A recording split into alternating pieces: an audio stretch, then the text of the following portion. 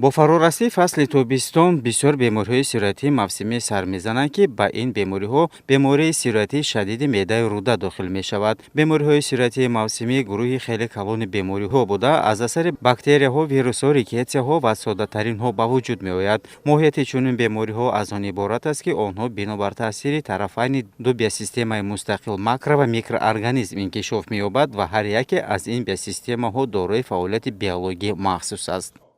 айни ҳол дар мавсими гармо бисёртар бемориҳои шадиди рӯдаи меъда бисёртар ба қайд гирифта мешавад. Ин аксари байни кӯдакони синни то 5 сола.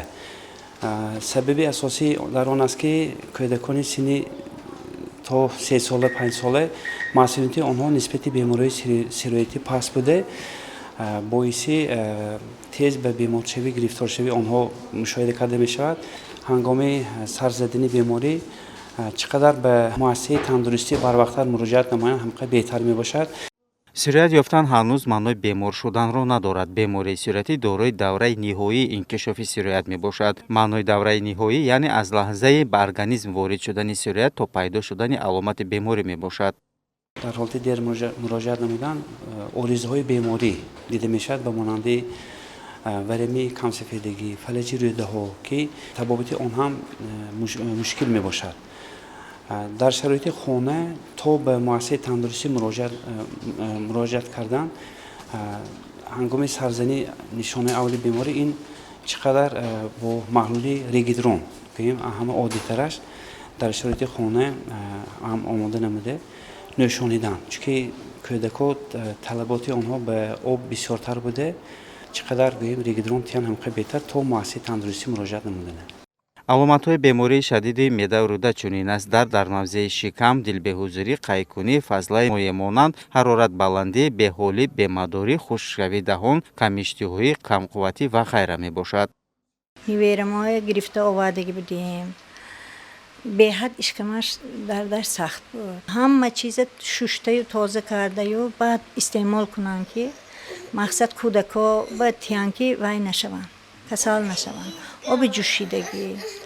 сабабҳои пайдоиши бемориҳои шадиди меъдаи рӯда аз таъсири барангезандаҳо аз ҷумла бактерияҳо, вирусҳо, рикетсияҳо, содатаринҳо ба вуҷуд меояд. барангезандаҳои ин бемориҳо дар табиат дар таркиби об, хок, ғизо, сабзавот, меваҷотҳо, маҳсулотҳои ширӣ ва ашёи гирду атроф ва дар худи дасти инсон мавҷуд мебошад. аломати касалаш ҳам дарунравӣ, ҳам парту ҳам таб. аз сабаби ки хонавод тавбат кардагу беҳтарӣ нашудагӣ ва он инҷо муроҷиат карда. дар хона худ тавбат кунӣ тавсия дода намешавад.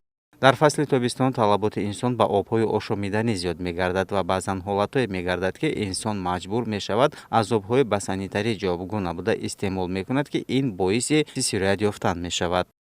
нисбати гӯем солҳои пештарӣ гирем агар масъулияти шаҳрвандон нисбати бемории сироятӣ хело баланд буда, аз сабаби ҳаминам фавт кам ба қайд гирифта мешавад ва ҳангоми муоманаи таҳлилнома ҳаст, ин беморон саривақт муроҷиат менамоянд.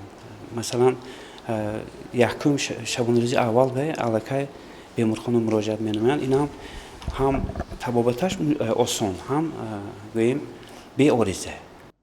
тамосӣ бошад ҳангоми риоя накардани беҳдошти шахси, махсусан дастони ифлосдошта ва ашёҳое, ки бо барангезандаҳои бемориовар олуда шудааст. роҳи асосии пешгирӣ ин албатта бо шири модар таъмин намудани кӯдакон дар якум соли гӯем инкишофи кӯдак ва гигиени шахсии кӯдаконро гӯем назорат намудан, чунки ин кӯдаки хурдсол гигиеничи контрол карда метавонад. ин аз тарафи модар албатта назорат бурдан лозим аст. нишонаи ин асосӣ ин бисёртар қайд намуданд: бозмонӣ аз иштиҳо ва ҳароратбаландӣ. инчунин яке аз роҳҳои паҳнкунии бемориҳои шадиди меъдаи рӯда ин зиёдшавии пашаҳо, магазҳо ва ҳашаротҳое, ки дар фасли тобистон ба назар мерасанд, сабаби паҳнкунии бемориҳои сироятӣ мегарданд. яъне ҳашаротҳо сироятҳоро аз партовгоҳҳо, мабраз ва дигар маконҳои ифлос метавонанд ба хонаҳо оварда одамонро сироят намоянд. дар ҳақиқат сироят сарҳад надорад ва дар ҳама мавсим метавонад хуруҷ карда бошад. чуноне ки мутахассисон гуфтанд, яке аз сабабҳои асосии гирифторшавӣ ба бемориҳои сироятӣ ин риоя накардани гигиенаи шахсӣ мебошад. шустани дастон пеш ва баъд аз қазои ҳоҷат, ҳамчунин шустани меваву сабзавот пеш аз истеъмол ва нӯшидани оби ҷӯшонида ин яке аз роҳҳои асосии пешгирӣ аз ин бемориҳо мебошад. бояд қайд намуд ки дар беморхонаи мазкур барои табобати ҳама намуди бемориҳои сироятӣ чӣ мавсимӣ чӣ доимӣ шароитҳо муҳайё карда шудааст ва ҳар нафаре ки аломатҳои мутахассисон қайд кардаро дар фарзандони худ ё дар худ мебинанд, ҳатман бояд саривақтӣ ба мутахассисон муроҷиат кунанд. Қудратулло Раҳматуллоев, Азам Шарифов, ахбор.